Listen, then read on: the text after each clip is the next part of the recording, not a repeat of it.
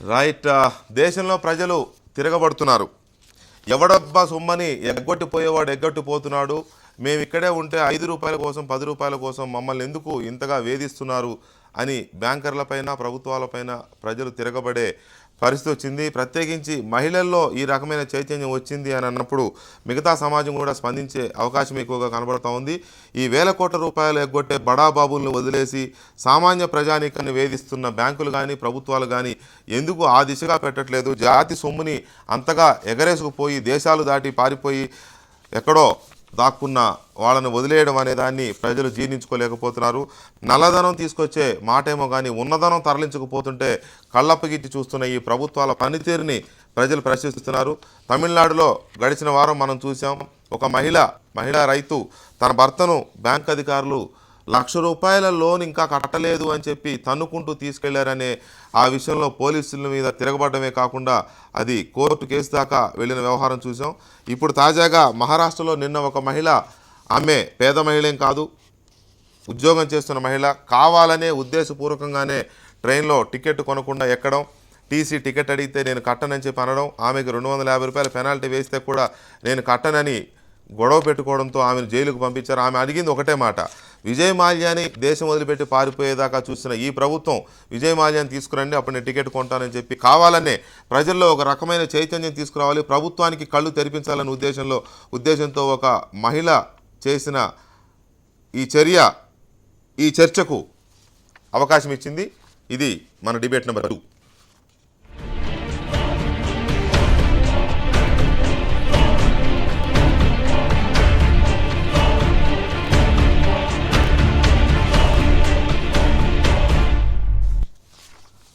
Right. Rambabu గారు banking రంగ నిపుణులు మనకి స్టూడియోలో ఉన్నారు. అలాగే పద్మనాభరెడ్డి గారు center for good governance convener, and Raghunandan Rao గారు బీజేపీ అధికార ప్రతినిధి, ప్రముఖ అడ్వకేట్ కూడా స్టూడియోలో ఉన్నారు. ఇక ప్రముఖ వ్యాపారవేత్త, కాంగ్రెస్ పార్టీ సీనియర్ నాయకులు బొలిశెట్టి సత్యనారాయణ గారు వైజాగ్ నుంచి మనకి ప్రత్యక్ష ప్రసారంలో అందుబాటులో ఉన్నారు. 2 వారాల క్రితం తమిళనాడులో ఒక స్టోరీ చూస్తే చాలా ఆశ్చర్యం వేస్తుంది. 2011లో ట్రాక్టర్ కోసం ఒక ప్రైవేటు బ్యాంకు నుంచి ఒక రైతు, బాలన్ అనే రైతు, 3,80,000 అప్పు చేశాడు. అది కాస్త ₹4,38,880 వరకు చెల్లించారు. తీసుకున్నది ₹3,80,000, కట్టింది ₹4,38,000. అయినా కూడా ఇంకా ₹1,34,000 కట్టాలని నోటీస్ ఇచ్చిన బ్యాంకు వాయిదాలు ఆపేశాడని, వాయిదాలు కట్టడం లేదని పోలీసుల్ని వెంట పెట్టుకొని పొలం వద్దకు వెళ్ళి బ్యాంకు రికవరీ అధికారులు ఆ రైతును తన్నుకుంటూ జీపులో ఎక్కించుకెళ్లిన వైనం చూసాం. ఆ సందర్భంగా పెద్ద గొడవ జరిగింది. తమిళనాడు ప్రభుత్వం కూడా స్పందించింది, కేసు అయింది. బ్యాంకుల మీద పోలీసులపైన కూడా హక్కుల కేసు పెట్టారు. తాజాగా ముంబై రైల్వే స్టేషన్లో ప్రేమలత బన్సాలి హల్చల్ నిన్నంతా సెన్సేషన్ అయింది. దక్షిణ ముంబై భలేశ్వర్కు చెందిన ఈ మహిళ టికెట్ లేకుండా ఎల్ఫిస్టోన్ స్టేషన్ నుంచి మహాలక్ష్మి స్టేషన్ వరకు ప్రయాణం చేశారు. తనిఖీల్లో టీసీ పట్టుకున్నారు, టికెట్ లేదని. ₹260 ఫైన్ కట్టాలని చలాన్ వేశారు. ఆమె ఒకటే మాట, ముందు విజయ్ మాల్యాన్ని తీసుకొచ్చి ఎగవేసిన సొమ్ము కట్టించండి, తర్వాత నేను ఫైన్ కడతా అని నేను పోలీసులతో గొడవ పడినప్పుడు పోలీసులు అది మా చేతుల్లో లేదంటూ ఆమెను 7 రోజుల పాటు జైలుకు పంపించారు. ఆమె కావాలనే ఈ ఇష్యూ తెర మీదకి రావాలనే, ఈ అంశంపైన చర్చ జరగాలనే వేల కోట్ల రూపాయలు బ్యాంకులకు ఎగ్గొడుతూ, బ్యాంకుల పేరుతో ప్రజల సొమ్ము ఎగ్గొడుతున్న ఈ అప్పుల పేరుతో అక్రమార్జన సంపాదిస్తూ విదేశాలకు తరలిస్తున్న ఈ కాంట్రాక్టర్ల పేరుతోనో లేకపోతే వ్యాపారుల పేరుతోనో తరలిస్తున్న వారి విషయం చర్చ జరగాలనే బహుశా ఆ మహిళ అలా చేసి ఉంటుంది. ఆ మహిళ చేసిన చర్యకు స్పందన రావాలంటే, ఫలితం రావాలంటే చర్చ జరగాలనే ఉద్దేశంతోనే ఇవాళ లెఫ్ట్ అండ్ రైట్లో ఆ టాపిక్ తీసుకున్నాం. రాంబాబు గారు, మీకేమనిపిస్తుంది ఈ మహిళ తీసుకున్న చర్య చూస్తుంటే? నిన్న మొన్న మీ వాళ్ళు వెళ్ళి ఎవరో ప్రముఖ వ్యాపారవేత్త ఇంటి ముందు ధర్నా చేశారు.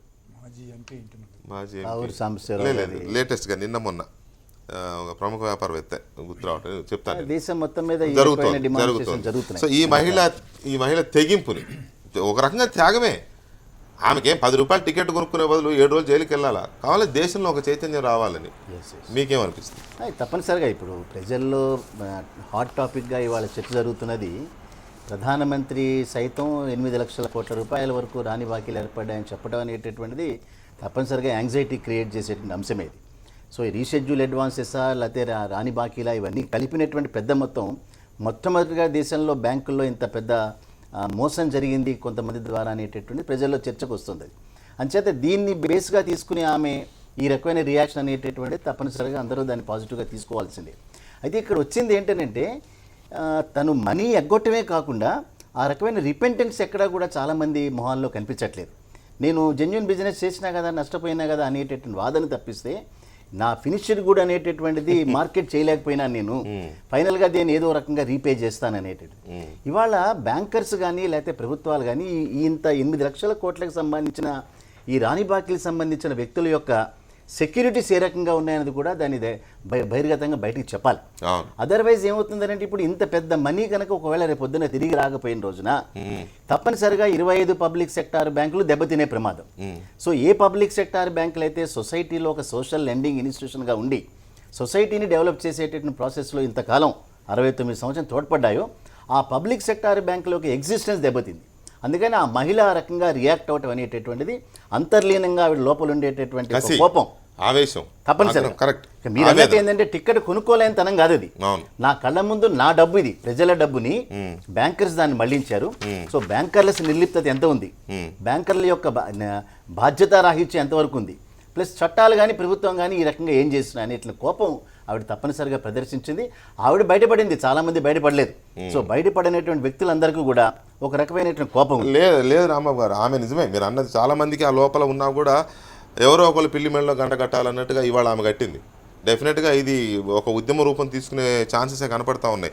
రేపు ఇంకొక బస్ టికెట్ కొనకపోవడమో, లేకపోతే ఎవరో మేము బిల్లులు కట్టము, ముందు విజయమాల్యా రావాలి, లేకపోతే ఇక్కడ ఉన్న పెద్ద పెద్ద కంపెనీలు ఏవైతే ఎగ్గొట్టారో వాళ్ళందరూ కట్టించండి ముందు, ఏదో వస్తుందండి డెఫినెట్గా. సత్యనారాయణ గారు, ఈ మహిళ నమస్కారం సార్, ఈ మహిళ చొరవని, మహిళ తెగింపుని, మహిళ ఆవేదనని, మహిళ ఆక్రోశాన్ని జాతీయ ఆక్రోశంగా చూడాల్సిన అవసరం ఉందా లేదా? ఒకటి తప్పకుండా చెప్పండి. తప్పకుండా అండి. ఎందుకంటే ఆవిడ ఇప్పుడు ఆర్థిక స్వాతంత్రం కోల్పోతున్నాం మనం. రాజకీయ స్వాతంత్రం, ఫిజికల్గా స్వాతంత్రం వచ్చింది, కానీ ఎకనామిక్ ఏమవుతుందంటే ఈ బ్యాంకులన్నిటి దగ్గర నుంచి డబ్బులు ఈ దళారుల ద్వారా రాకపోతే ఇలాంటి బడా వ్యాపారస్తుల ద్వారా ఆ పైకి వెళ్ళిపోవడం వల్ల దేశ ఆర్థిక వ్యవస్థ దెబ్బతింటుంది. మళ్ళీ అగైన్ మనం ఎకనామిక్గా ఏదో కంట్రీకి ఇది మనం దిగజారిపోయి, ఫైనాన్షియల్గా దిగజారిపోయి ఎకనామిక్గా వేరే కంట్రీ దగ్గర నుంచి అప్పులు తీసుకోవడం ఏదో తీసుకొని మన డెఫినెట్గా స్వాతంత్రానికి, ఆర్థిక స్వాతంత్రానికి ముప్పు వచ్చే ప్రమాదం వచ్చింది. డెఫినెట్గా ఇటువంటి తిరుగుబాటు అన్ని రంగాల్లోనూ రావాలని అంటే ఈవిడ ఒక్కరితే కాకుండా బ్యాంకు నుంచి ఎవరు అప్పు తీసుకున్నా it's a public money, that money has to be accounted properly. అది ఎప్పుడైతే వస్తుందో ఈ దేశంలో మనం ఆటోమేటిక్గా అన్నీ బాగుపడిపోతాయండి. ఇప్పుడు ఏమవుతుందంటే రాజకీయాలు ఒక రకంగా చెప్తే ఎకనామిక్స్ నుంచి రాజకీయాలకు ఎందుకు వస్తున్నాయంటే రాజకీయాలు బ్రష్ పట్టుకోవడం వల్ల ఇవన్నీ జరుగుతున్నాయి. మోడీ గారు వచ్చిన తర్వాత ఏమనుకున్నాం, డెఫినెట్గా ఈయన బ్లాక్ మనీ మీద గట్టిగా ఉక్కుపాదం వేస్తాడు, అది కాకుండా లోకల్గా కూడా స్ట్రక్చర్స్ తెస్తారని. అలాంటి రిఫార్మ్స్ అయితే కనబడుతున్నాయి, చేస్తున్నట్టే కనబడుతుంది. I'm not totally disputing the efforts. అయితే సరిపడలేదండి ఇప్పుడు. ఎందుకంటే ఇతను ఉంటుండగా ఇప్పుడు మా విజయమాల్యా వెళ్ళిపోవడం కాకుండా విజయమాల్యాని దేశం దాటకుండా ఉండేటట్టు చేసి ఉండాల్సింది. ఒకవేళ దేశం దాటి వెళ్ళిపోయినా ఈయన త్యాగలకి సత్తా ఆయనకు ఉంది. మరీ రూల్స్, రెగ్యులేషన్స్, చట్టాలు అన్ని చెప్పాల్సిన పని లేదు. చేయాలనుకుంటే మీకు గుర్తుందా, మనం ఆ రోజే అనుకున్నాం 18th రావాలని ఈడీ నోటీసులు ఇస్తే రాడని మనం ఆ రోజే అనుకున్నాం. రాడు. అవునండి, ఆయన ఎప్పుడు రాడండి. ఇంకా డెఫినెట్ గా ఆయన ఇదివరకు ఇంకో మోడీ లాగా ఈయన కూడా అక్కడ ఉంటాడు అంతే, లలిత్ మోడీ లాగా. మోడీ అని క్లియర్గా మోడీ అని అంటే ఊరుకుంటే సరిపోదు, మీరు పేరు చెప్పాలి లలిత్ మోడీ అని. ఎందుకంటే ఆయనేమో అవినీతి పరుడు, ఈయనేమో ప్రధానమంత్రి. కాబట్టి ఇది బ్లాక్ మనీతో పాటు వెంకటకృష్ణ గారు, బ్లాక్ మనీతో పాటు మన ఇండియాలో ప్యారలల్ ఎకానమీ ఒక పెద్ద ప్రాబ్లం అండి. మొన్న మనం చూసాం, వ్యాపారస్తులు అందరూ చాలా రోజులు షాపులు మూసేశారు. అవును. ఏం అడిగారు, ఒక పాన్ నంబర్ ఇవ్వమని అడిగితే మేము ఇవ్వము అంటే నగలు ఎవరైనా కొనుక్కోవచ్చు, క్యాష్ తీసుకొచ్చి నగలు కొనుక్కునేటట్టు వ్యాపారం పెట్టుకున్నారు. అవును. ఇది మోడీ గారు ఇటువంటి ఏరియాల మీద కొంచెం టఫ్ గానే ఉండాలండి. ఇదివరకు క్రెడిట్ కోస్ట్ ఇందిరాగాంధీ 1969లో బ్యాంక్స్ నేషనలైజ్ చేసి ఈ రోజు మన ఆర్థిక వ్యవస్థలో ఉందంటే అది కారణం. ఇప్పుడు మళ్ళీ ఆ నేషనలైజ్డ్ బ్యాంక్స్ ని ప్రైవేటైజ్ చేయడానికి ఒక ప్రయత్నం, అంటే అది మోడీ గారు చేస్తున్నారని చెప్పను కానీ ఈ ఎకనామిక్ గా గ్రో అయిపోయిన వాళ్ళు ఉన్నారు కదా. ఇలా ఎన్పిఎల్ పేరుకుపోతే ఆటోమేటిక్ గా కాయల పడిపోతాయి. పరిశ్రమలు కాదు కాయల పడేది, బ్యాంకులు కాయల పడిపోయే ప్రమాదం ఉంది. బ్యాంకులు అది మన డబ్బు కదండి, ఎకనామిక్ మన ప్రజల డబ్బు, అది ప్రజలు దాచుకున్న డబ్బు. అది డిపాజిట్ మీద వడ్డీ ఇవ్వమంటే అదేమో ఇంకా 8% నుంచి 7% తగ్గిస్తున్నారు. అవును. ఆ కాస్ట్ ఆఫ్ ఫండ్స్ అంత అప్పుడు ఎక్కడ పెట్టుకుంటారండి? వీళ్ళు తీసుకెళ్ళి అల్టిమేట్ గా ఇక్కడ పెట్టుకోవడం కంటే షేర్ మార్కెట్ లో పెడితే మంచిదని చెప్పి తీసుకెళ్ళి అక్కడ పెట్టి నష్టపోతాడు. సో కామన్ మ్యాన్ కి ప్రొటెక్షన్ ఏంటంటే సేవింగ్స్. రైట్. వాళ్ళు చాలా తక్కువ ఇన్కమ్ తోటి తక్కువ ఆస్తి తోటి హ్యాపీగా 9% ఇంట్రెస్ట్ వస్తే చాలు అని చెప్పి ఆయన దాచుకున్న డబ్బుకు భద్రత లేకుండా పోయింది. ఇప్పుడు ఆవిడ డెఫినెట్ గా she struggling for economic independence అండి. We should all support and thank you for taking up this issue. Right. Raghunandan గారు, ఇది మనం ఏదో విజయమాల్య ఒక వార్తా వస్తువని ఆయనని బేస్ చేసుకుని చర్చలు పెట్టాలనే ఇదేం కాదు. దేశంలో ఇలాంటి వాళ్ళు చాలామంది ఉన్నారు. బయటకు వచ్చిన వాళ్ళు కొద్దిమంది ఉన్నారు, బయటికి రాని వాళ్ళు 100 మంది ఉన్నారు. రోజు పాపం బ్యాంకు ఉద్యోగులు పోయి నిరాహార దీక్ష చేస్తున్నారు, మా బ్యాంకు అప్పు కట్టండి మహాప్రభు అని. ఇలాంటి చాలా ఉన్నాయి. కొన్ని వేల కోట్ల రూపాయల లిస్ట్ ఏదో ఉంది, నేను తర్వాత చెప్తాను. లిస్ట్ ఒకటి పంపించారు, ఈ చర్చ ఉందని కొంతమంది. సో ఈ పరిస్థితుల్లో ఒక చైతన్యం వస్తుంది. ఈ చైతన్యం కాస్త ఏదో ఉద్యమ రూపం అయితే తీసుకున్నారు. ఉద్యమ రూపం అంటే అఫ్కోర్స్ ప్రభుత్వాలు కేర్ చేస్తాయి, పక్కన పెడితే డెఫినెట్గా ప్రజల్లో ఒక రకమైన భావ వ్యక్తీకరణ అనేది ఒకటి వస్తుంది. దీనికి వ్యతిరేకంగా ఈ రకమైన ఎగవేతలకి, ఈ రకమైన దోపిడీకి వ్యతిరేకంగా వచ్చే అవకాశం ఉంది. సో ఇలాంటి వాళ్ళ విషయంలో ప్రభుత్వం ఉండాల్సిన తీరులో ఉండడం లేదనే ఆరోపణ. ఏ ప్రభుత్వమైనా ఇప్పుడు కాంగ్రెస్ ఏం చేసింది, భారతీయ జనతా పార్టీ ఏం చేసింది అనేటువంటి చర్చలకు పోకుండా ప్రభుత్వమే అంతే. గవర్నమెంట్ ఆఫ్ ఇండియా తీసుకుంటున్నటువంటి చర్యలు ఇట్లాంటి వాళ్ళకి ఫెసిలిటేట్ చేస్తున్నాయి అనేది వాస్తవం. సత్యనారాయణ గారు చెప్పినట్టు కొత్త చట్టాలు రావాల్సిందే, చట్టాలు ఇంకిత కఠినతరం కావాలనేటువంటి వాదంతో మేము ఏకీభవిస్తూ ఉన్నాం. కానీ ఆ చర్చ జరగాల్సినటువంటి పార్లమెంట్లో ఆ చర్చ జరగడానికి సంబంధిత పార్టీలు సహకరించడం లేదనేది ఇక్కడ బాధాకరమైనటువంటి అంశం. జిఎస్టీ బిల్ వస్తుంది అనుకోండి, దాని మీద చర్చ పెట్టాలంటే పెట్టనీయం. మన పార్టీలకు ఉండేటువంటి వెస్టెడ్ ఇంట్రెస్ట్లు ఉంటాయి. బీహార్ ఎలక్షన్లు గుర్తుకొస్తాయి, పశ్చిమ బెంగాల్ ఎలక్షన్లు గుర్తుకొస్తాయి, కేరళ ఎలక్షన్లు గుర్తుకొస్తాయి, లేదా ఇంకేదో కారణాలు గుర్తుకొస్తూ ఉంటాయి రాజకీయ పార్టీలకి. కానీ ఇర్రెస్పెక్టివ్ ఆఫ్ ఆల్ దోస్ ఇట్లాంటి కఠిన చట్టాలు తీసుకురాకపోతే రేపు ప్రజలు మనల్ని అసహించుకుంటారు, మనం చేస్తున్నటువంటి పద్ధతిని అసహించుకుంటారు అనే రీతి లోపల. సరే, ఏ ఉద్యమమైనా ఏదైనా కానీ స్టార్ట్ కావడం ఒకరితోటే స్టార్ట్ అవుతుంది. స్టార్ట్ అయిన తర్వాత కొంతకాలం తర్వాత ఒక ఉద్యమ రూపంలోకి మారుతూ ఉంటుంది. ఒక్కొక్క నీటి బిందువు కలిసి సముద్రమో, ఒక కాలువనో, ఒక వరదనో, ఒక నదో మారినట్టు ఇది కూడా మారాలని కోరుకుందాం వెంకటకృష్ణ. ఇష్యూ ఒక విజయమాల్య పోయిండు, లలిత్ మోడీ పోయిండు, మోడీ గారు అన్ని చేయగలుగుతారు. ఈ చర్చను కాంగ్రెస్ నాయకులు ప్రస్తావించకుండా ఉంటే వారి ఆరోగ్యాలకి ఈ దేశ భవిష్యత్తుకి చాలా మంచిది. ఎందుకంటే ఒక విజయమాల్య కాదు, 5275 మంది ఈ దేశం లోపల విల్ఫుల్ డిఫాల్టర్స్ ఉన్నారని బ్యాంకర్స్ ఏర్పాటు చేసినటువంటి సిబిల్ లిస్ట్లో వస్తుంది మిమ్మల్ని నన్ను భయపడిస్తాడు. మనం కార్ లోన్ తీసుకొని కొంచెం ఒక 2-3 ఇన్స్టాల్మెంట్ కట్టకపోతే బ్యాంక్ కూడా ఫైనాన్షియర్ ఫోన్ చేసి, సార్ మీరు ఇన్స్టాల్మెంట్ కట్టకపోతే సిబిల్లో రిఫెక్ట్ అవుతుంది సార్ అంటాడు. స్కోర్ పడిపోద్ది అంటే ఏందో మనకు తెలియదు. కానీ దాని అర్థం ఏంటంటే వాడు చెప్పేదాని ప్రకారం వచ్చేసరి మీకు లిస్ట్ లోన్ ఇయ్యి, అన్ని బ్యాంకులలో సిబిల్ లిస్ట్ చూస్తుంటారు అని చెప్పి మిమ్మల్ని నన్ను 5 లక్షల కారుకు 10 లక్షల కారుకు భయపెట్టిస్తుంటారు. మీరు ఒక మాట అన్నారు, నాకు నవ్వు వచ్చింది. నవ్వాలనో ఏడవాలనో కూడా అర్థం కాలేదు. బ్యాంకులు పోయి ఈ మధ్యలో ధర్నాలు చేస్తారంట, కొంతమంది ఇంటి ముంగట లోన్లు కడతలేరని. ఎవరి ఇంటి ముంగట? విజయమాల్య ఇంటి ముంగట ధర్నా చేస్తారా ఈ బ్యాంకు వాళ్ళు? విజయమాల్యకు 6,900 కోట్లు ఎందుకు 2010లో ఇచ్చినావు, ఎవరిని అడిగి ఇచ్చినావు అని బ్యాంకు వాళ్ళని మనం అడుగుతలేం కాబట్టి వాళ్ళు ఈ నాటకాలన్నీ వేస్తూ ఉన్నారు. ఎవరు 6,900 కోట్లు లోన్ ఇచ్చిన ఆయన ఏం చూసి ఇచ్చిండు? 6,900 కింగ్ ఫిషర్ అనేటువంటి ట్రేడ్ మార్క్ని మార్టిగేజ్ చేస్తే 6,900 కోట్లు లోన్ ఇస్తారా 2010లో? బ్యాంక్ ఇంటర్నల్ ఆడిట్లో ఏం రాశారు? మొదటిసారి ఈ సంస్థకి లోన్ ఇవ్వద్దు, ఇది ఆల్రెడీ 1900 కోట్ల అప్పులలో ఉంది అని రాస్తే ఆ కాగితం పక్కన పెట్టేసి కింగ్ ఫిషర్ అనేది చాలా గొప్ప బ్రాండ్ వాల్యూ ఉంది దీనికి, దానికి ఈరని చెప్పి ఇంకొక బ్యాంక్ అధికారి మళ్ళీ నెలలో రాసేస్తాడు. మొదటి రిపోర్ట్ పక్కకు పోతే రెండో రిపోర్ట్ ప్రకారం 6,900 కోట్లు లోన్ తీసుకుంటాడు. అది రాసిన ఆఫీసర్ని రిమాండ్ చేయొద్దా వెంకటకృష్ణ గారు? ఆయన రిమాండ్ చేయకపోతే ఈ దేశ వ్యవస్థ ఎట్లా మారుతుంది? ఒక చైర్మన్ కూర్చొని, సరే ఆఫ్ ది రికార్డ్ నాకు తెలిసిన ఒక బ్యాంక్ ఆఫీసర్ ఏం చెప్పిండంటే, ఆయన విజయమాల్యకు సంబంధించి ఒక లోన్ క్లియర్ చేయను అంటే, నువ్వు లీవ్ పెట్టి వెళ్ళిపోసారు, వచ్చే నెలలో మేము లోన్ శాంక్షన్ చేసుకుంటాం, 30 రోజులు నువ్వు లీవ్ మీద పోయిరా అని చెప్పి ఆయన పంపించేసి జీతం ఇచ్చుంటారు, గీతం కూడా ఇచ్చుంటారు. జీతంతో పాటు గీతం ఇస్తారు వాళ్ళు. ఎందుకంటే 1000 కోట్ల రూపాయల లోన్ మంజూరు చేస్తున్నప్పుడు బ్యాంకు డైరెక్టర్లు ఎవరిని రిక్రూట్ చేస్తున్నాం, ఈ లోన్లు ఎందుకు ఇస్తున్నాం, ఎట్లా ఇస్తున్నాం, ఇస్తున్న సంస్థ ఏందనేది ఆలోచించకుండా ఇచ్చి చిన్నోళ్ళు ఇంటి ముంగట పోయి మేము దప్పు కొడతాం, చిన్నోళ్ళు ఇంటికి పోయి ట్రాక్టర్లు సార్. ఒక మాట, కావూరి సాంబశివరావా, చంద్రబాబు నాయుడు, చంద్రశేఖరరావు కాదు ఇక్కడ ప్రశ్న. బ్యాంకు లోన్ ఇచ్చింది, వాళ్ళు లోన్ తీసుకున్నారు, అంతవరకే చూడాలి. కావూరి సాంబశివరావు అయితే లోన్ ఎగ్గొట్టమని చట్టంలో ఎక్కడ చిన్నోళ్ళు. ఇప్పుడు తమిళనాడులో ట్రాక్టర్ గుంజుకుపోయింది ఎవరు? బ్యాంక్ అధికారులు, ఉద్యోగులు పోయి గొడవ చేస్తున్నది సార్. ఆడ ఇంటెన్షన్ ఉంటుంది. ఎందుకు కావూరి సాంబశివరావు ఇంటికి పోయారు? లగడపాటి రాజగోపాల్ ఇంటికి ఎందుకోరు? 5,500 కోట్లు ఎగ్గొట్టిన లగడపాటి రాజగోపాల్ ఎందుకోరు? కావూరి సాంబశివరావు ఇలా బీజేపీలో ఉన్నాడు కాబట్టి ఆయన బదనాం చేస్తాను, కుట్ర జరుగుతుందని నేను అకాలు తప్పించుకోవాలి. ఇప్పుడు ఆడ లగడపాటి రాజగోపాల్ ఇంటి ముంగట ఎందుకు సావు దప్పు కొట్టారు? లగడపాటి రాజగోపాల్ ఇంటి ముంగట ఎందుకు దప్పులు కొట్టారు? ఎందుకు ఎంతమంది లేరు కాంగ్రెస్ ఇచ్చినటువంటి ఎంపీలు? This is not the issue. నేను అందుకనే పాలిటిక్స్తో ముడిపెట్టకండి అని చెప్తా ఉన్నా. మీరు బ్యాంకు లోన్ ఇచ్చినటువంటి బ్యాంకు తీసుకున్నోని నేను, నన్ను తీసుకొచ్చాక నిలిచోబెట్టండి, మీ చట్టాలని సవరించమని అడగండి, ఆర్బీఐ నామ్స్ ఏమైనా మార్చాల్సి ఉంటే మార్చమని అడగండి. అవి చేయకుండా మనం ఏసీలలో సల్లంగా ఉండాలి, మనం ఇచ్చే లోన్లు మాత్రం విదేశాలకు వెళ్ళిపోవాలి, వెళ్ళిపోయిన తర్వాత వచ్చిన ప్రభుత్వాలని బదనాం చేయాలి. This is not correct. అక్కడ చట్టాలను సవరించాల్సిన అవసరం ఉంది. ఇంకా పోయింది మాట్లాడితే నల్లధనం పోయింది, మోడీ తీసుకురాలేదని మాట్లాడే వాళ్ళంతా ఆయా పార్టీలోకి చెప్పుకోవాలి. నల్లధనం మీద పార్లమెంట్లో చర్చ పెట్టమని చెప్పాలి. మీరు అనే దాంట్లో కొంత వాస్తవం ఆవేదన ఉంది, 100% వాస్తవం. మాట్లాడితే ప్రతి ఒక్కడు వచ్చి మోడీ 100 రోజులలో నల్లధనం చేయలేదని మాట్లాడతాడు. అన్నమాట వాస్తవం కాబట్టి అంటారు. మీ అందరికి నా రిక్వెస్ట్, సత్యనారాయణ గారు, రఘునందన్ గారు, ప్లీజ్ మై రిక్వెస్ట్, ఒక లేడీ, ఒక మహిళ స్ఫూర్తిని దాన్ని కంటిన్యూ చేద్దాం. మనం ఆ స్ఫూర్తిని కన్వే చేయాలి, సొసైటీలో తీసుకెళ్ళాలి.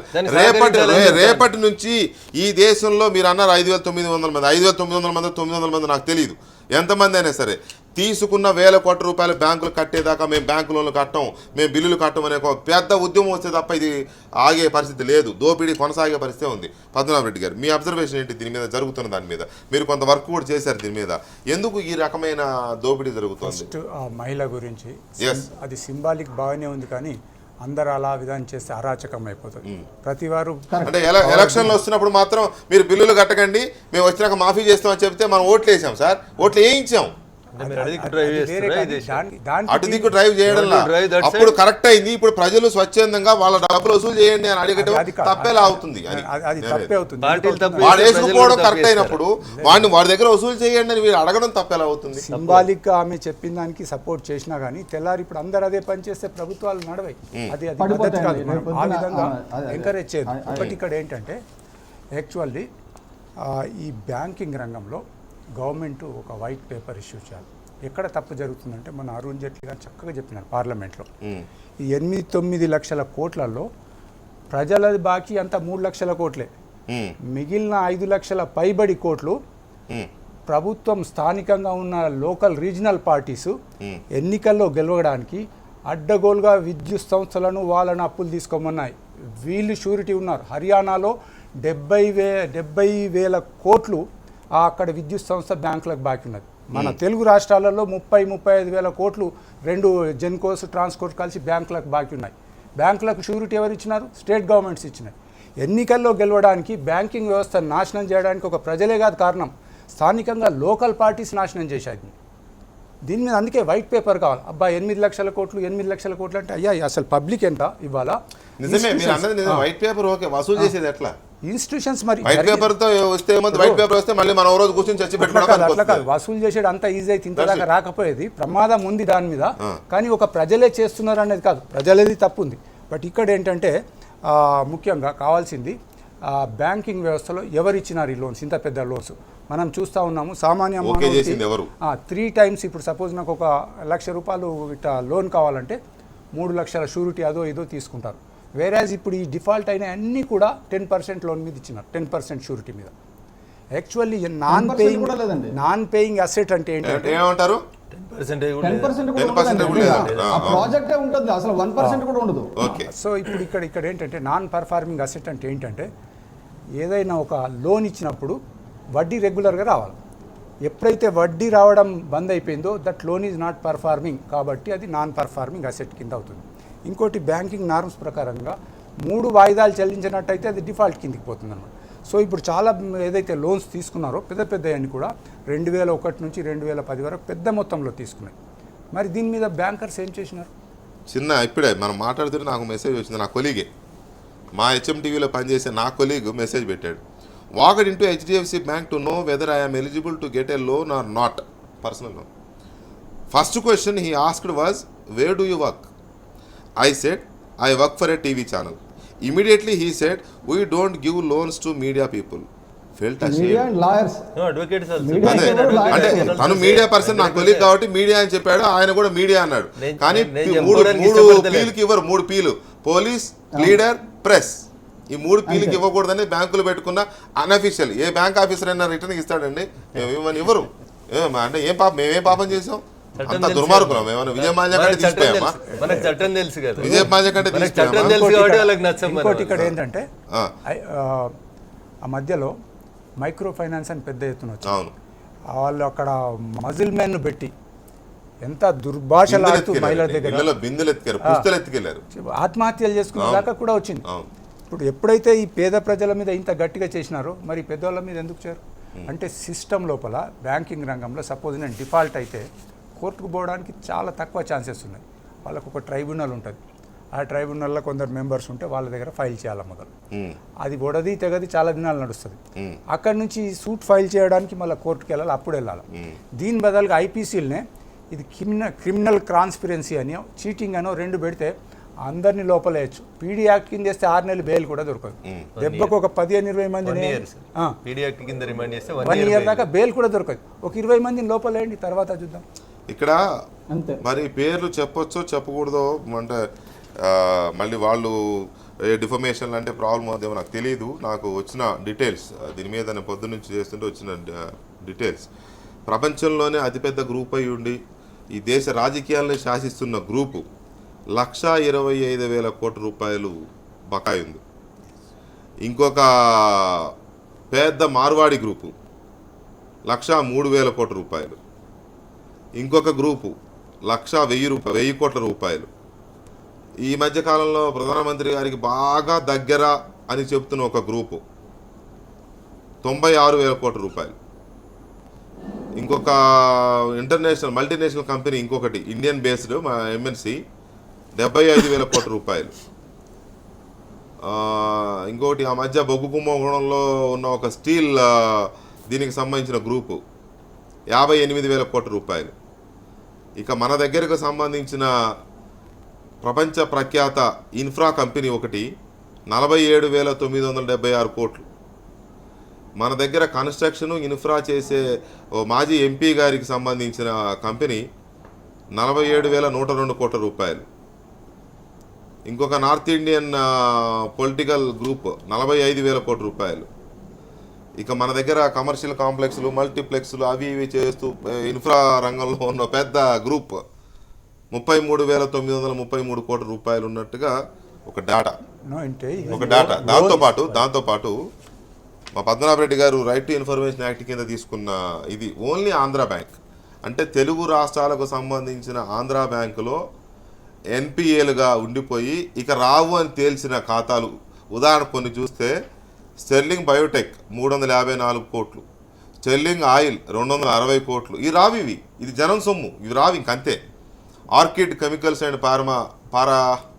ఫార్మాస్యూటికల్స్ 194 కోట్లు, డెక్కన్ క్రానికల్ హోల్డింగ్స్ 194 కోట్లు. ఇది ఆంధ్ర బ్యాంక్ది. అదే కంపెనీ వేరే బ్యాంకులో మళ్ళీ ఉన్నాయి ఇంకా. ఎంబీఎస్ జ్యువెలర్స్ 187 కోట్లు, ఐసిఎస్ఏ 181 కోట్లు, కేఎస్ ఆయిల్స్ 175 కోట్లు. ఇట్లా Bharati ship yard, VTX industries, Leo Meridia, Indo solar, corporate power, NCS sugars, progressive constructions, ఇట్లా అన్ని 100కు పైబడిన ఉన్నాయి. ఒక 20-30 ఉన్నాయి 100 కోట్లు పైబడినవి, 200 కోట్ల దగ్గర ఉన్నవి. ఇలా మొత్తంగా ఓన్లీ ఆంధ్ర బ్యాంకుకు సంబంధించినవే 4,632 కోట్ల రూపాయలు. మొండి బకాయిలు రావు, ఇంకా రావు. మొండి బకాయిలు కాదు, రావు. ఇంకా తిప్పించుకునే వాళ్ళు, ఇళ్ళ చుట్టూ తిప్పించుకునే వాళ్ళు, అడిగినప్పుడల్లా ఒక 5-10 ఇచ్చి మళ్ళీ ఒక సంవత్సరం ఆపుకునే వాళ్ళు, ఇలాంటి వాళ్ళు చాలామంది ఉన్నారు. ఇవి రావు అని తేలినవి 4,600 కోట్ల రూపాయలు. అంటే తెలంగాణ ప్రభుత్వం కనుక రైతులకు ఇచ్చే వాయిదా వేస్తే 1 సంవత్సరం రుణమాఫీకి సంబంధించిన వాయిదా కంటే ఎక్కువ. ఇది ఈ బ్యాంకుల దౌర్భాగ్యం. 90 మంది వీళ్ళు 90 మంది, ఇంకా చాలా ఉన్నాయి.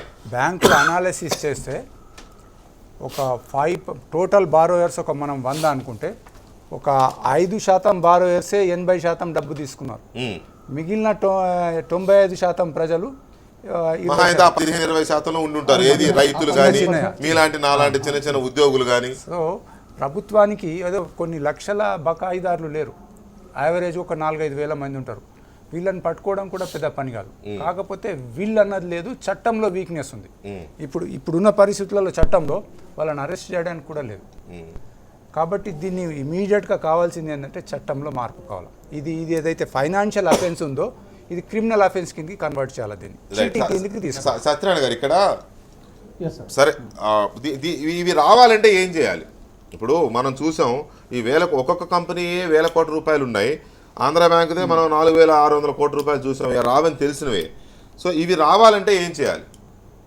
అంటే రావాలంటే ఆయన చెప్పినట్టు ముందు చట్టాల్లో కొద్దిగా మార్పులు కావాలంటే అన్నిటికన్నా ఇంపార్టెంట్ ఇప్పుడు ఆ ప్రేమలత బన్సాలి గారు చేసినట్టు ప్రతి మహిళ కూడా ఎవరైనా అక్రమంగా సంపాదిస్తే మొగుడిని కూడా ఇంట్లోకి రానివ్వకుండా ఆపేయాలండి. ఇదివరకు ఉంటుంది మన పాత రోజుల్లో. ఐమ్ నాట్ జోకింగ్ అండి, నేను చెప్తున్నా. నా చిన్నప్పుడు ఎవరైనా లంచం తీసుకుంటే పిల్లలు తెలిస్తే మనం బాయ్కాట్ చేస్తారో అని భయపడేవారు. ఇప్పుడు తీసుకోకపోతే బాయ్కాట్ చేస్తారండి. తేకపోతే పిల్లల ఇంట్లో రానివని పరిస్థితి వచ్చింది. అక్కడి నుంచి కొద్దిగా మహిళ అసమర్థుడి కింద, చేతకాని వాడి కింద లెక్క, బ్రైబ్ తీసుకోపోయినా లేదా అక్రమంగా సంపాదించకపోయినా సొసైటీ కొద్దిగా పాడైందండి. ఇప్పుడు మనం చేస్తున్న వ్యవహారం ఏంటి, ఈయన దగ్గరకు వచ్చిన డబ్బు ఏంటి, ఎక్కడి నుంచి వస్తుంది, కొడుకు దగ్గర కానీ మొగుడు దగ్గర కానీ అడిగే పరిస్థితుల్లో కానీ నిజంగా మన ఇండియన్ లేడీ కానీ వస్తే మొత్తం మార్పు వస్తుందండి. వ్యవస్థలో మార్పు రావాలి. బేసిక్ ఏమంటే చట్టాల్లో మార్పులు డెఫినెట్గా తేవాలి. అన్నిటికంటే ఎకనామిక్ అఫెన్స్ చేసిన వాళ్ళకి ఏ మీటింగ్లకి పిలకూడదు, ఎక్కడిని రానివ్వకూడదు. సోషల్ బాయ్కాట్ అని ఉండాలండి. ఒక డిఫాల్టర్ని లిస్ట్ పెట్టుకొని ఈ defaulters they are not entitled for attending any public functions, they are not entitled for any public appearances అని పెట్టుకుంటే ఒక నామ్ కింద అప్పుడు ఏమంటే అప్పుడు కొద్దిగా భయపడతారు. తప్పులు చేసేవాళ్ళు, ఎకనామిక్ అఫెన్సెస్ చేసేవాళ్ళు ఫ్యూచర్లో చేయడం మానేస్తారు. అది అంటే ఇప్పుడు ఇమ్మీడియట్ కలెక్షన్ అని చెప్పినట్టు చట్ట ప్రకారంగా పోతే చాలా వరకు రావండి. ఇవన్నీ కూడా నిజంగా రాజకీయంగా చేయాలనుకుంటే వాళ్ళు కూర్చోబెట్టి మోకాలు వేసి కలెక్ట్ చేసేస్తారు డబ్బులు. వీళ్ళు ఏమంటే నాకేంటి ఇందాక చెప్పారు కదా ఆయన, నాకేంటి చెప్పు అనే పరిస్థితిలో ఉంటుంది. అలా కాకుండా డైరెక్ట్ గా చట్ట ప్రకారంగా కాకుండా పొలిటికల్ విల్ ఉండాలి. డెఫినెట్ గా డిఫాల్టర్స్ ని మనం we have to bring them back to book, ముందు తీసుకొచ్చి సొసైటీలో బదనాం చేయాలి. అంటే ఏంటి, మా ఎంపీ ఎందుకు డబ్బు కొడుతున్నావు, కాంగ్రెస్ వాడు ఎందుకు డబ్బు కొట్టడం లేదని ముందు వాడిని లోపల పెట్టేయండి, సరిపోయింది. మీరు గవర్నమెంట్ లో ఉన్నారు కదా. రైట్. ఏ పార్టీ అయినా సరే వెనక ముందు చూడకుండా లోపల పడేస్తారా లేదా బయట పడేస్తారా, వాడి దగ్గర వసూలు చేయాలి డబ్బు, అంతే. అది ప్రజలకు కావాల్సింది. Right, well said. ఇక్కడ రాంబాబు గారు ఒకటే, నా ఇంటెన్షన్ ఒకటే. ఇక్కడ బ్యాంకులు తప్ప వాస్తవం, రఘునందన్ గారు అన్నది కూడా వాస్తవమే. ఎక్కడో పై స్థాయిలో ఉండే చైర్మన్ స్థాయిలో ఉండే అధికారులు, లేకపోతే డైరెక్టర్లుగా పొలిటికల్ అన్ఎంప్లాయ్మెంట్తో ఉండి నామినేటెడ్ పోస్టుల ద్వారా వచ్చే డైరెక్టర్లు, వాళ్ళు కుమ్మక్కయ్యి విజయమాల్య గారు డబ్బు ఇచ్చారో లేకపోతే సకల సౌఖ్యాలు సమకూర్చారో మనకు తెలియదు. మొత్తానికి అయితే బ్యాక్ డోర్లో జరిగిన అగ్రిమెంట్స్ వారు అన్నది నిజమైతే ఓ 4 రోజులు ఇవ్వనన్న ఆఫీసర్ని పంపించేసి ఇస్తానన్న ఆఫీసర్ని పెట్టుకుని చేసుకుని ఉంటారు. సో ఇక్కడ నా ఇంటెన్షన్ ఒకటే. ఎక్కడో తమిళనాడులో ఒక మహిళ రైతు, మహారాష్ట్రలో ఒక మహిళ తిరగబడింది. సరే, నేను రేపటి నుంచి మేము అవి వసూలు చేసేదాకా లోన్ కట్టడం ఆపేస్తామంటే అది అరాచకం అవుతుంది అనేది పద్మనాభరెడ్డి గారి ఒపీనియన్. రైట్, నేను అంగీకరిస్తాను. ఆ రకమైన తిరుగుబాటు దేశ ఆర్థిక రంగానికి కానీ భవిష్యత్తు కానీ మంచిది కాదు. కానీ జనం తిరగబడితే తప్ప, జనం ఒత్తిడి చేస్తే తప్ప ఈ ప్రభుత్వాలు పట్టించుకునే పరిస్థితి కనిపించట్లే. ఏం చేయాలి? మీరు చేసేది ఫలితం రావట్లే కదా. మీరు వెళ్ళి ఇళ్ళ ముందు ధర్నా చేస్తున్నారు పొద్దున్న నుంచి సాయంత్రం దాకా, లంచ్ డెమాన్స్ట్రేషన్ చేస్తున్నారు, బట్ అక్కడ ఏమీ ఫలితం రావట్లే. ఏం చేయాలి? ఇప్పుడు మనం ప్రజాస్వామ్య దేశంలో ఉన్నాం. ప్రజాస్వామ్యబద్ధంగా అందరం కూడా దీని మీద ఆ రకంగానే ఆలోచించాలి. అయితే ఇవి 100 కోట్ల రూపాయల అడ్వాన్సెస్ ఇచ్చినటువంటి సిస్టమ్ అనేటటువంటిది బోర్డు లెవెల్లో చేసినటువంటి శాంక్షన్స్ ఇవన్నీ. అంతేగాని కింది స్థాయిలో అడ్వాన్సెస్ కావు ఇవన్నీ కూడా. సో బోర్డు స్థాయిలో ఎవరుంటారు అక్కడ బోర్డులో? ఈ పబ్లిక్ సెక్టార్ బ్యాంకులకు ఓనర్ అయినటువంటి గవర్నమెంట్ నామినీ కూర్చుని ఉంటాడు అక్కడ. అదే రకంగా మొత్తం బ్యాంక్స్ని రెగ్యులేటింగ్ అథారిటీ యొక్క నామినీ కూర్చుని ఉంటాడు. ఈ ఇద్దరి పర్యవేక్షణలో జరిగినటువంటి అడ్వాన్సెస్ ఇవన్నీ కూడా. అయితే 1986 నుంచి కూడా 86 అంటే దాదాపుగా 30 సంవత్సరాల క్రితం మాట చెప్తున్నాను. All India bank employees association ఒక సంఘం అప్పటి నుంచి కూడా బ్యాంకింగ్ రంగం ఎప్పుడైతే ఎంతకాలం అయితే ఉంటుందో అప్పుడు అంతకాలం కూడా ఎన్పిఎల్ ఉంటూనే ఉంటాయి. But recoverable NPR, non recoverable NPR అనేటటువంటి ప్రశ్న ఇక్కడ. సో అప్పటి నుంచి ఇప్పటిదాకా మాట్లాడుతున్నా కూడా కన్సిక్యూటివ్గా వచ్చిన ఏ ప్రభుత్వం కూడా, ఇవాళ ఈ ప్రభుత్వం కూడా ఇది అలార్మింగ్ సిచ్యుయేషన్ ఉందని ఎవరు ఒప్పుకోవట్లేదు. బట్ ఇవాళ అలార్మింగ్ సిచ్యుయేషన్ చేరింది. 2008 సంవత్సరంలో 387 బ్యాంకులు ఫెయిల్ అయినాయి ప్రపంచవ్యాప్తంగా. ఫెయిల్ అయిన ప్రతి బ్యాంకులకు ప్రధానమైన కారణం రాని బాకీలే కదా. బట్ ఆ రోజున మన దగ్గర ఈ సిచ్యుయేషన్ లేదు, ఇంటర్నల్గా దాచించారు దాన్ని. రఘునందన్ గారు అన్నమాట ఒక చాలా వాస్తవం. అది ఇది ఈ పార్టీకి ఆ పార్టీకి సంబంధించింది కాదు. ఇది కాదు. ప్రస్తుతం ఈ అక్యూములేటెడ్ లాసెస్ ఏవైతే ఉన్నాయో దీన్ని కనుక తక్షణమే చట్టాల్లో మార్పుల ద్వారా కనుక మనం దీన్ని పరిష్కరించకపోతే 2008 సంవత్సరంలో జరిగినటువంటి బ్యాంక్స్ ఫెయిల్యూర్ మన దేశంలో కూడా వచ్చేటటువంటి దౌర్భాగ్యం ఏర్పడుతుంది. ఏం చేయాలనే దాని మీద ప్రశ్న ఇక్కడ.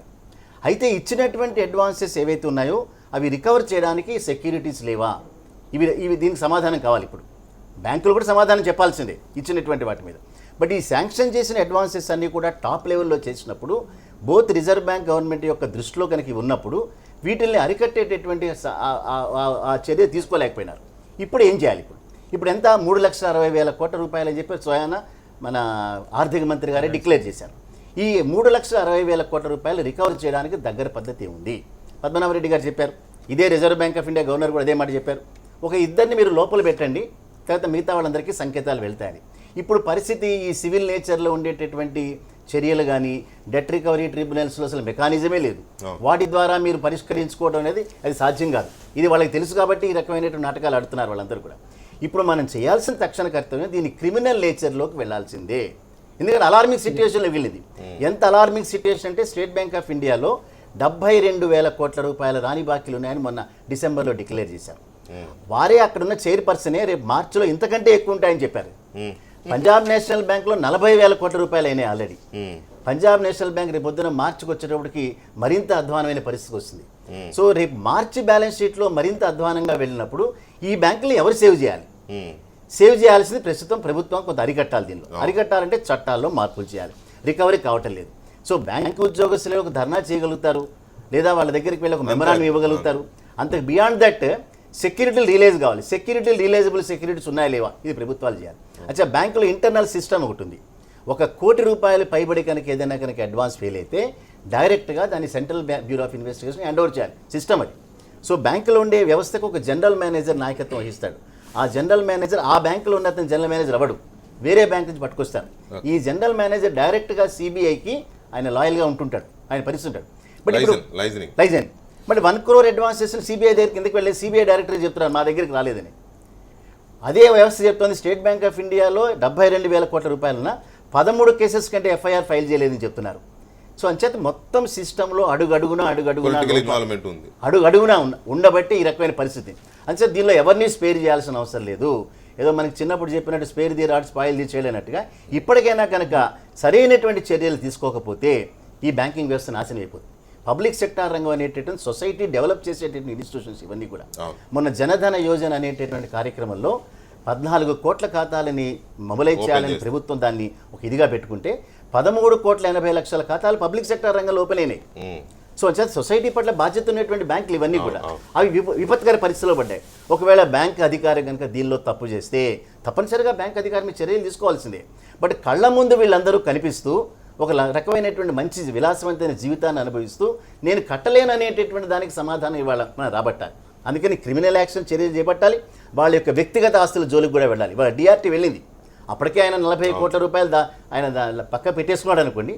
బట్ ఆ 75 కోట్ల రూపాయలకు సంబంధించిన మన ఆయనకు సంబంధించిన 511 కోట్ల రూపాయలు ఏదైతే ఉందో అది సీజ్ చేయమన్నారు. అప్పటికే కొంత రిలీజ్ వెళ్ళిపోయింది. సో అంచేత డిఆర్టీ ఇచ్చినటువంటి ఆ జడ్జిమెంట్ ఏదైతే దాన్ని స్ఫూర్తిగా తీసుకుని వ్యక్తిగత ఆస్తుల్ని కనుక జప్తు చేయడం కనుక మొదలు పెడితే ఇవాళ మీరు కొన్ని పేర్లు చదివారు.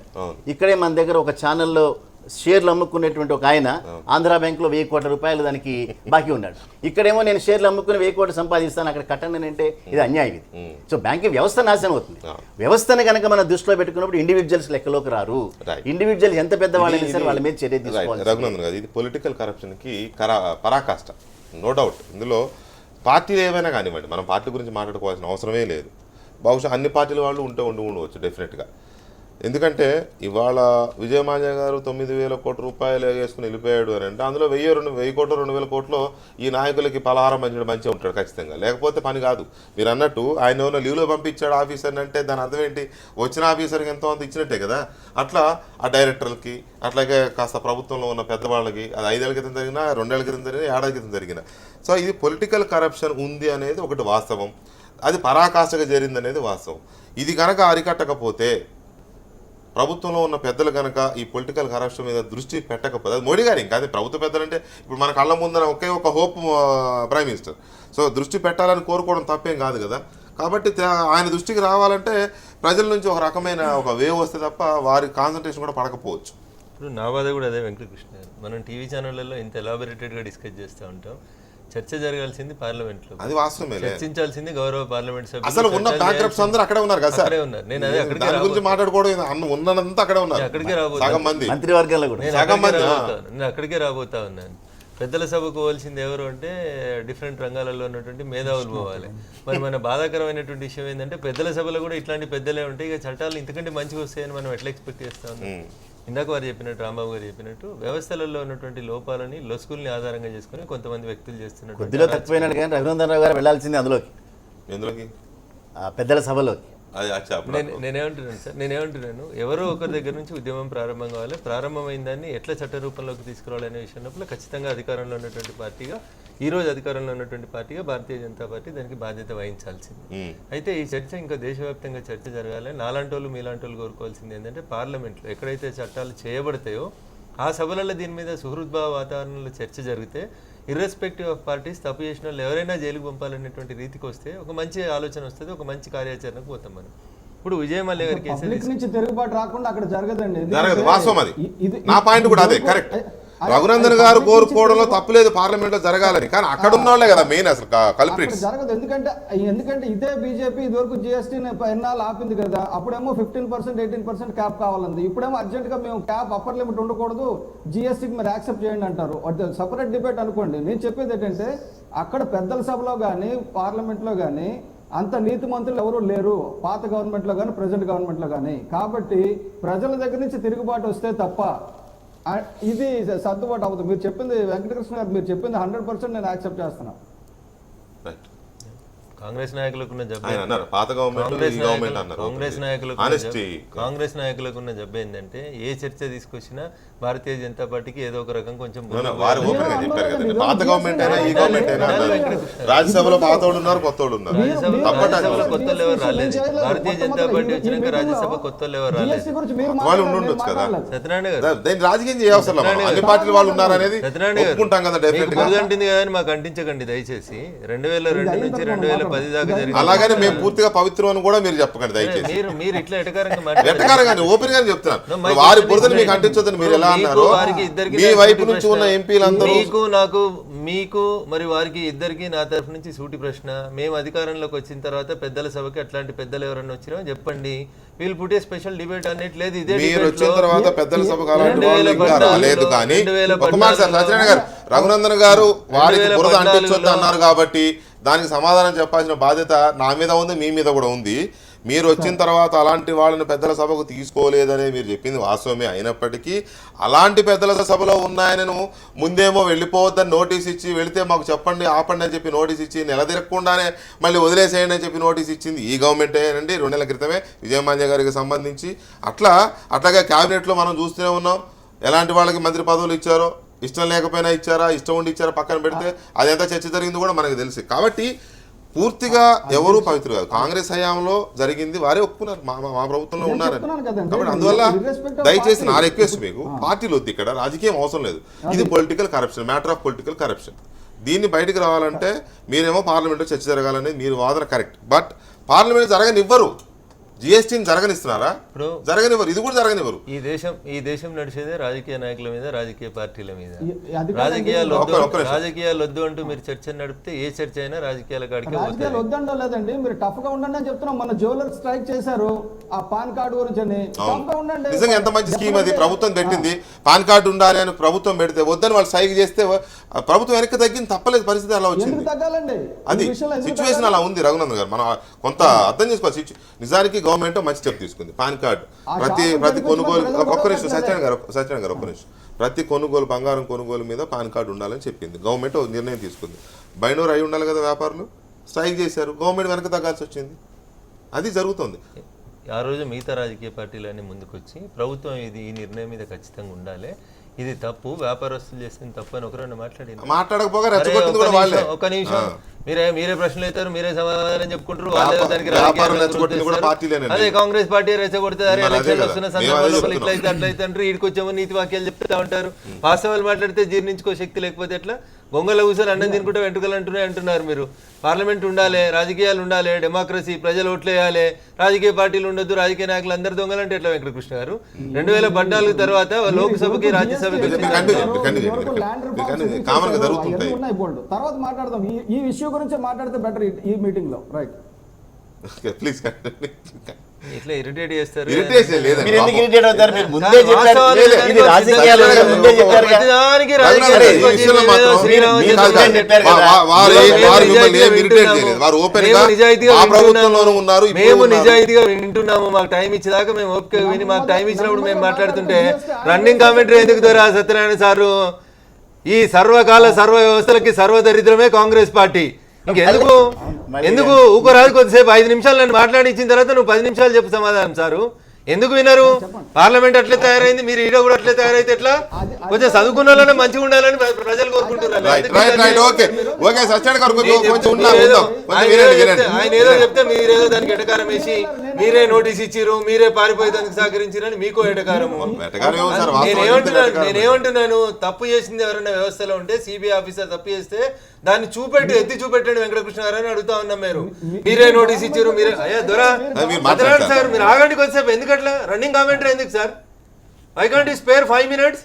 మీరు మాట్లాడుతున్నా సార్, నేను విన్నాను కదా, మీరు వినండి దయచేసి. మీరు రోజువారీ పొలిటీషియన్ కాదు కదా, రోజువారీ పొలిటీషియన్ కాదు కదా అంటున్నా. కొంచెం పద్ధతిగా ఉండండి. మేమంటే పద్ధతి తప్పిన వాళ్ళం, మీరన్నా పద్ధతిగా ఉండండి. ఎందుకు పద్ధతి తప్పి మాట్లాడతారు? నేనేమంటున్నాను సార్, మీరేదో వారు మాట్లాడిన దాని కంటిన్యూషన్ ఏం చెప్పినారు? మీరే నోటీసులు ఇచ్చినారు, మీరే పంపించినారు. వెంకటకృష్ణ గారు, ఒక వ్యక్తి రాజ్యసభ సభ్యుడు అయితే తీసేయడానికి ఒక ప్రొసీజర్ ఉంటుంది. అది కాకుండా ఆయనను భారతదేశం విడిచిపోయి, రాహుల్ గాంధీ మీకు చెప్పిపోయినా, నాకు చెప్పిపోయినా, విజయ్ మల్యనని ఎవరికో చెప్పిపోయినట్టున్నాడు నేను పోతున్నా దేశం విడిచిపెట్టని. మిగతా వాళ్ళు చెప్పకుండా పోతున్నారు కదా. MPs have certain duties and certain rights. ఆయన పోవద్దు విదేశానికి, బ్యాంకులో ఉన్నాడు కాబట్టి. అంటే ఈ దేశంలో 554 మంది ఎంపీలు ఉంటే 500 మంది ఎంపీలు ఏదో ఒక బ్యాంక్కి లోన్ తీసుకొని ఉన్నారు. కారు లోన్లు కూడా కట్టిన ఎంపీలు ఉన్నారు.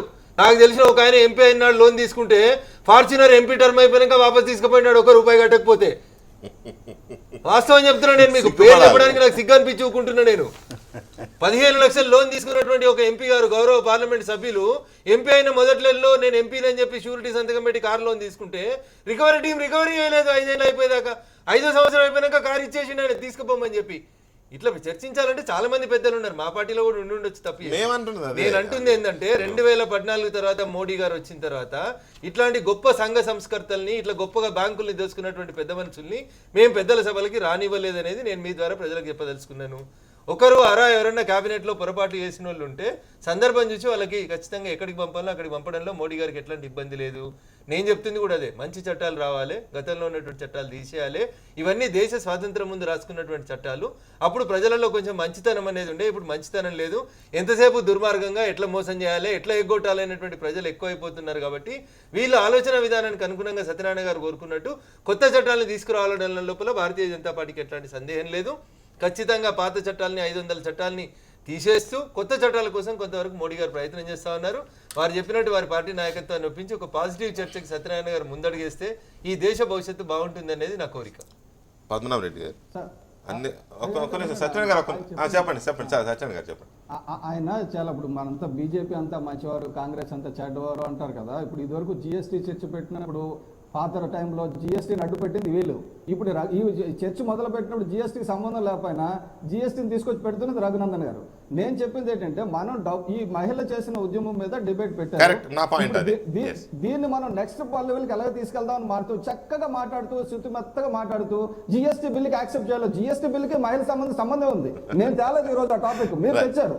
అంటే మీకు ఓపిక లేదు. నా పాయింట్ ఒకటే, ఇది ప్రజల్లో ఇది ఒక చర్చ జరగాలి. ఆ మహిళ తెగింపు దేనికోసం, జనంలో ఒక చైతన్యం రావాలి, జాతి జాగృతం అవ్వాలనేది. డబ్బులు కొట్టద్దని డబ్బులు కొట్టద్దని మనిషి లగడపాట్లు ఇద్దరిని లోపలేసి తప్పలేదు. ఎవరు ఆ పార్టీ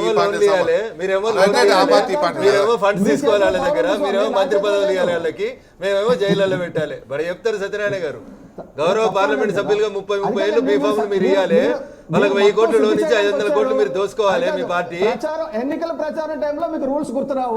ఎన్నికల ప్రచార టైంలో 100 రోజుల్లో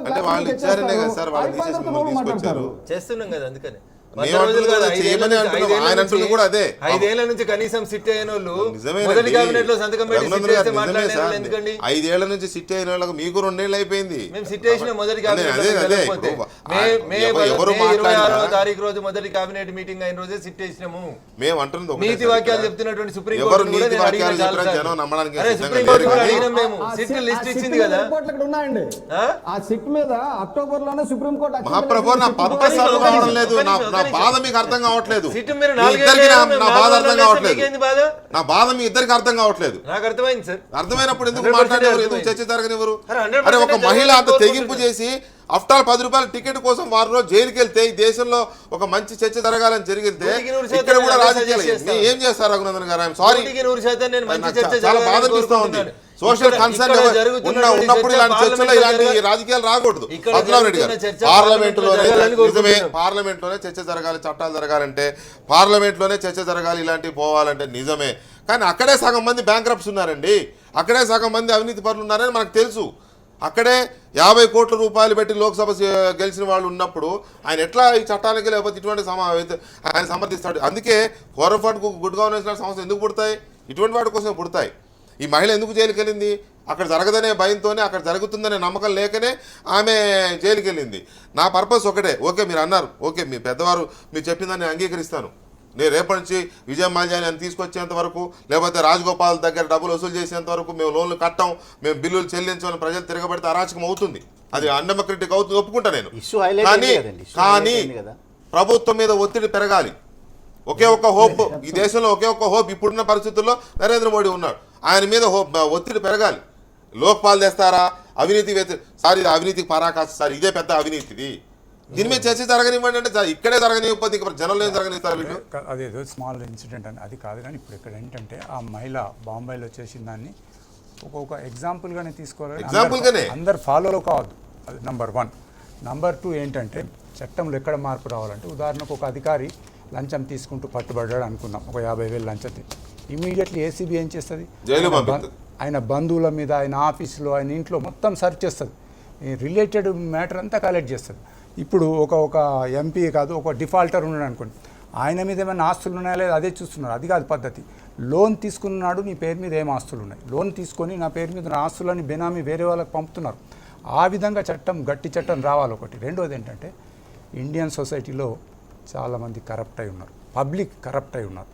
ఎందుకు నేను చెప్తున్నానంటే, రాజాగారు అంత పెద్ద స్కామ్లో ఇరుక్కొని 18 నెలల తర్వాత జైలుకి వెళ్ళి బయటకు వస్తే మద్రాసులో మేళ తాళాలతోనే మన లల్లూ ప్రసాద్ యాదవ్ బెయిల్ మీద ఉన్నాడు, శిక్ష పడ్డది ఆయనకు, జైల్లోకి వెళ్ళి జస్ట్ దీని మీద వచ్చినాడు, పేరోల్ మీద వచ్చినట్టు ఎలక్షన్ స్వీప్ చేసేసినాడు. అయితే అట్లా లెక్క చెప్పాలంటే చాలామంది, అంటే ప్రజల్లో కూడా చాలా మట్టుకు ఇండియన్ మెంటాలిటీ కొంచెం అది దురదృష్టకరం, అట్లా కాకుండేది ఉండే కొంచెం కరప్టెడ్ అయిపోయినాం మనం.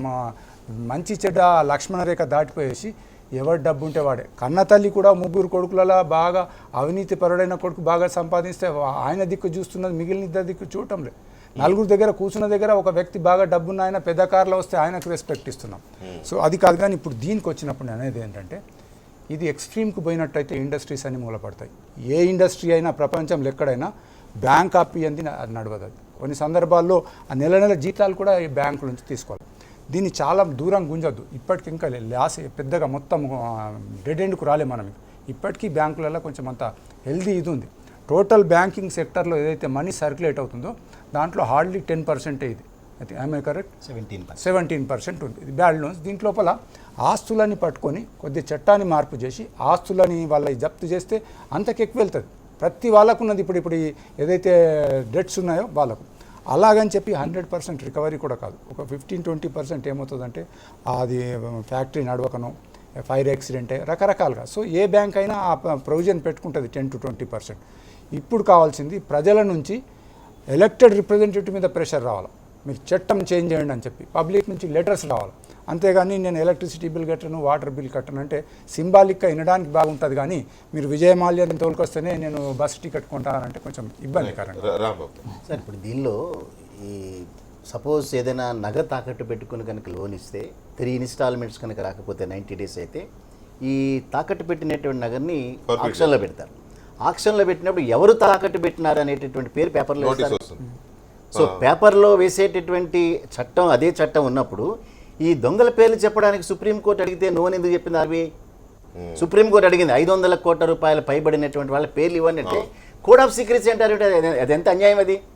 ఇక్కడేమో ఇక్కడికి వచ్చేటప్పటికేమో పేరు వేస్తున్నారు, ఆ నగ రూపం వేస్తున్నారు, ఏమంతా చెప్తున్నారు. తాలిబొట్టు తాకట్టు పెట్టి 5,000 లోన్ తీసుకుంటే అది కట్టలేదని పేపర్లలో నోటీసులో పేరు వేస్తున్నారు, అడ్రస్ రాస్తున్నారు, బ్యాంక్ దగ్గర గోడ అతికిస్తున్నారు. ఇక్కడికి వచ్చేటప్పటికి నేను పేరు చెప్పను అనేటటువంటి చాలా కొంచెం కరెక్షన్. సుప్రీంకోర్టు ఏమన్నదంటే ఇవి అడ్జస్ట్ చేయమంటేనే ఆ ఎవరెవరి అడ్జస్ట్ చాలా మటుకు అడ్జస్ట్ చేసినారు. ఎందుకంటే అకౌంట్స్ క్లియర్ చేయడానికి బుక్స్ క్లీనింగ్ చేసుకోవాలా, ఎప్పుడు ఇంకా లోన్సే చూపిస్తున్నాం చెప్పి వీళ్ళు ఏం చేసినారు, 1,00,000 కోట్ల వరకు ఇవి చేసినారు, రైట్ ఆఫ్ చేసినారు అన్నమాట. 500 కోట్ల పైన ఎవరెవరికి రైట్ ఆఫ్ చేసినారో అవి ఇవ్వమన్నారు. ఇప్పుడు మా ఫోరం ఫర్ ఇవ్వమంటే ఇవ్వడానికి ఏం ప్రాబ్లం ఏంటి? బహుశా ఇస్తుండొచ్చు, ఇవ్వమంటే కుదరదని చెప్పారు. ఏదో కోడ్ ఆఫ్ సీల్ కవర్ లో పెట్టించారు, అంటే 4 వారాలు టైం ఇచ్చారు, పబ్లిక్ 4 వారాల లోపల ఇవ్వమని చెప్పారు. దేశ సొమ్ము తినవాళ్ళ పేర్లు బయట పెట్టడానికి కూడా సీక్రెసీ ఉంది సార్. ప్రతి బ్యాంకు నేషనలైజ్డ్ ప్రైవేట్ బ్యాంక్స్ అందరికీ ఉత్తరాలు రాసినాం ఆర్టీఐ కింద. మీ దగ్గర 5 crores పైన డిఫాల్టర్స్ ఎవరున్నారో లిస్ట్ ఇవ్వమని.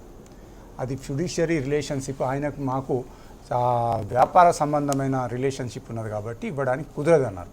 మళ్ళీ మేము సెంట్రల్ ఇన్ఫర్మేషన్ కమిషన్కి అప్పీల్ చేసినాం.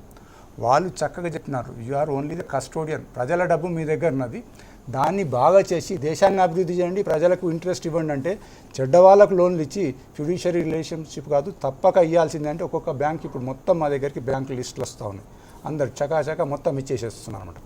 సో ఇటువంటి ఏంటంటే పబ్లిక్లో బయటపడాలా, పబ్లిక్ నుంచి ప్రెషర్ రావాలా. మన పార్లమెంటేరియన్ సింపుల్గా అందరు ఒప్పుకుంటే పార్లమెంట్లో ఒకటి దినంలో అమెండ్మెంట్ వస్తుంది, అయిపోతుంది. సో ప్రెషర్ రావాలి, ప్రెషర్ బిల్డప్ అవ్వాలని నా తపన కూడా. ఇప్పుడు ఆ ప్రెషర్ ఎట్లా బిల్డప్ అవ్వాలి మనం డిస్కషన్ కొట్టమనడం లేదా లోన్లు కట్టనడం అది సింబాలిక్ అనే కానీ ఆ ప్రెషర్ బిల్డప్ అవ్వాలంటే ఏం చేయాలి? మీరు మీ సైడ్ నుంచి మీరు ఏం చేస్తారు, ఆయన ఏం చేయమంటారు, నన్ను ఏం చేయమంటారు చెప్పండి, నేను రెడీ నా పరంగా క్యాంపెయిన్ చేయడానికి. దాంట్లో రూల్ మేకర్స్ రూల్ బ్రేకర్స్ ఉన్నారు. అదే కదా, పార్లమెంట్ లో కూర్చున్న వాళ్ళు చాలా మంది వాళ్ళు బ్రేక్ చేయడానికే మేకర్స్ కి అవతారం ఇచ్చారు. వాళ్ళ పేరు డాటర్ పేరు మీదనో ఇంకెవరి పేరు మీదనో ఇంకా తమ్ముడు పేరు మీదనో ఇట్లా లోన్స్ ఉన్నాయి. ఆ మార్పు కావాలా. వీలైతే ఇప్పటికీ 2 years అయిపోయింది, వచ్చే ఎలక్షన్స్ ఇప్పుడు 5 రాష్ట్రాల్లో ఉన్నది, అది ఎలక్షన్ ఇష్యూ కావాలా. మీరు చట్టం తీసుకొస్తారా, ఈ బ్యాంకింగ్ చట్టం తీసుకొస్తేనే మీకు ఓటేస్తాం, మర్చిపోతారు, అది రావాలి, మర్చిపోతారు. కామన్ కదా సార్, మనకు అలవాటు కదా. పద్మనాయుడు గారు, thank you very much. Padmanaidu గారు, రఘునందన్ గారు, రాంబాబు గారు అండ్ సత్యనారాయణ గారు, థ్యాంక్ యూ వెరీ మచ్ మాతో ఈ చర్చలో పాల్గొన్నందుకు. ఇది వాటి లెఫ్ట్ హ్యాండ్. మళ్ళీ రేపు కలుద్దాం. Good night.